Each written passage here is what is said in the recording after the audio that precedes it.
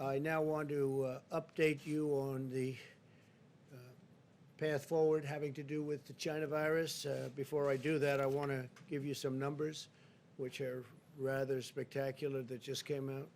The manufacturing index of the Institute for Supply Management, that's ISM, most of you know it by ISM, increased for the third month in a row, rising nearly 2 points in July to 54.2. That was fantastic.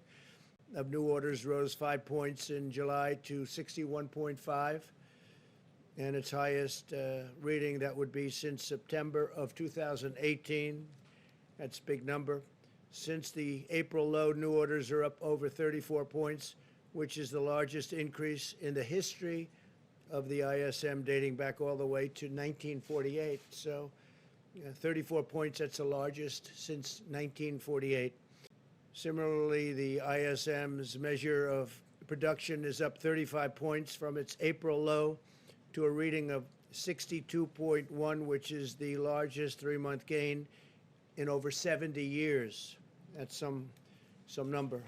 I've been saying we're doing well, and those numbers are really spectacular. Automobile sales, likewise, are a key factor in the resurgence of manufacturing since the March low of 8.8 million units, with sales and all of the numbers that are going up stunningly.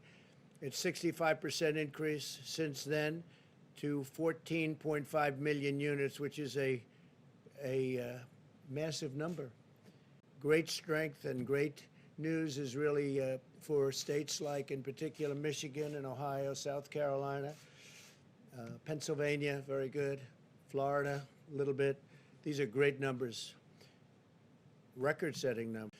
We're very, very happy with these numbers, and I think most people are anywhere from surprised to shocked by these numbers. Inventories crashed at a near $320 billion annualized rate last quarter. A crash in that case means a good thing, not a bad thing. That's the largest drop ever on record, ever. A 20% annualized growth in the current quarter. So 20% in the current quarter, we'll take that all day long. Let's see if that's right. That's a projection. So we'll see if that's right. The Atlanta Fed, very respected.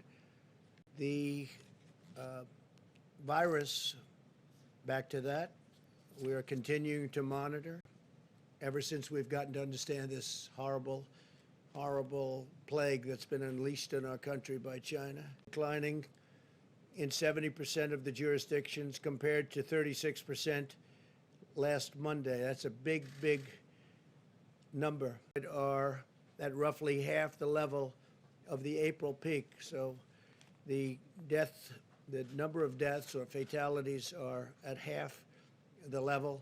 One is too much, one death, because this should have never happened to us. It should have been stopped very easily by China in Wuhan. Approximately 85% of all current cases are individuals under the age of 65. Just getting some very accurate numbers on this. And these are people who are generally at a much lower risk of complications. Since the pandemic began, nearly half of all fatalities have been at nursing homes or assisted living centers. That's an incredible statistic when you hear that number. And it's helping a lot of people. That's why you see the fatalities and mortality numbers looking very good, relatively speaking, that is. Remember, so we have remdesivir at a very high level for hospitals through the month of September. That's big news. 21 billion gloves, billion. Can you believe that? Billion gloves